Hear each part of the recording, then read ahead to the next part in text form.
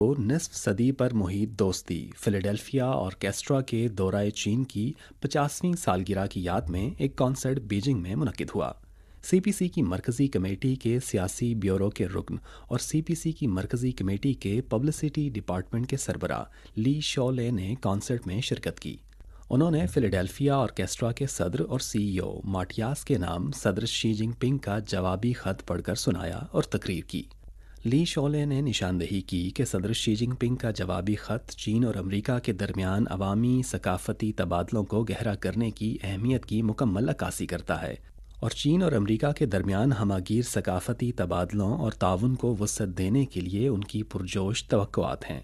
انہوں نے مزید کہا کہ ثقافتی تبادلے اور باہمی سیکھنے کے عمل میں چین اور امریکہ کے درمیان عوامی روابط کو فروغ دینے اور دو طرفہ تعلقات کے لیے رائے عامہ کی ٹھوس بنیاد بنانے میں ہمیشہ دیر پا اور